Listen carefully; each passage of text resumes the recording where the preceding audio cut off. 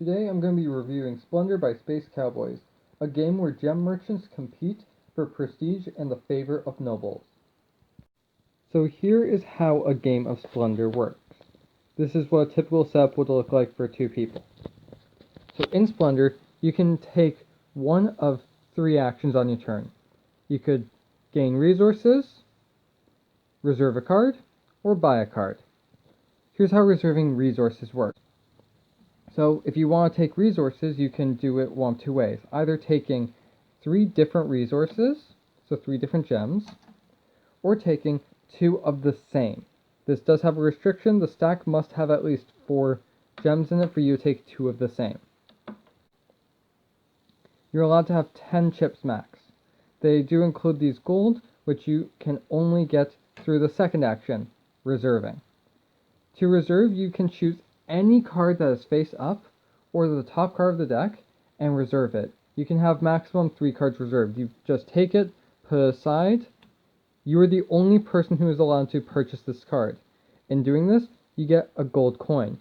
Gold coins work just like gems, except you could use 1 gold coin as if it were any gem. The next action is buying. When you purchase a card, you spend your gems or gold coins to purchase anything that you see available that you can meet the cost of.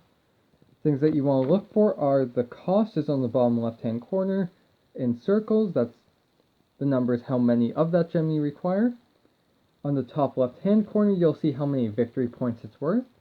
And the top right hand corner you will see what type of card it is. So for instance, if you actually have a sapphire card and you purchase it, now for the remainder of the game, whenever you purchase something that costs a sapphire, you actually get it at a discount. So the point is you buy out the lower cost properties, which tend to be worth either no victory points or 1 victory point, to buy out the middle cost, to buy some of the higher cost, and that's where you really start winning. Whenever you purchase or reserve any of these cards, you replace it as long as there's a card left in the corresponding deck. So those are the 3 actions. The only other point that is relevant for the gameplay is these bonus cards. These are the noble tiles. Nobles will basically go after you and give you favor if you have invested in their interests. So for instance, if you invest in sapphires and emeralds, getting 4 of each type, you will get this noble card. You don't purchase it, you just get it. It's a bonus and it's a free 3 points. Just like with the gems, if you play with more players, you get more noble cards made available. And in Splendor, the winner is the person who has the most prestige. If you have 15 prestige or more, you have won the game. Playing this game is very fun, very quick, very easy, but it also actually has some real strategy to it. I really do love playing this game because you get these aspects of hate drafting, taking cards that your opponents want, even though it doesn't really work as well for you, just so it screws them over. And when you're playing games with 3 or 4 people, that really starts to come out. When it's 1 versus 1, it tends to be more the case about you worrying about yourself more and just making sure your opponent doesn't get extremely vital cards for them, like the thing that will allow them to get a noble, or a card that will let them win the game. So it's a lot more interaction when you're playing with more people, but at the same time it becomes a lot less direct.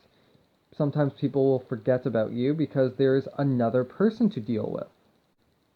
So it really is a fantastic game to actually play. The great thing too is when you start playing with 3 or 4 people, the green decks, all these inexpensive properties, sometimes will run out, and then you're forced to then buy the more expensive properties. So you'll see the cards are sleeved. I sleeved them myself, so don't get your hopes up. It is a fantastic game to sleeve, but the cards no longer fit in the box if you do so. Well, they don't fit in the slots that they have them for, but you could just put them in there or even put them under the plastic cutout. The chips are great quality. They're nice, high quality poker chips. Mine are actually transparent or translucent. I can never remember which is which is really cool. The noble tiles are really thick cardboard, so everything about this game feels good to play. I love playing it. I love showing it with other people. Playing this game on a card mat too, it just feels like a luxury as a board gamer. The only real problem is the box is gigantic and this is all that comes in it. It really doesn't need to be that big. The price point also, I do find it to be kind of high, but when you play this game, you honestly forget the fact that you spent so much money on it because you're just enjoying it so much. I would say it's actually worth it. If you have the money, buy this game. I really don't have anything else to say about this game. If you have any questions, feel free to leave it in the comments below. Let me know if there's anything that I should improve on. I'm trying a new thing with the camera angles, so let me know if you found it blurry. I'll try and correct that in the future.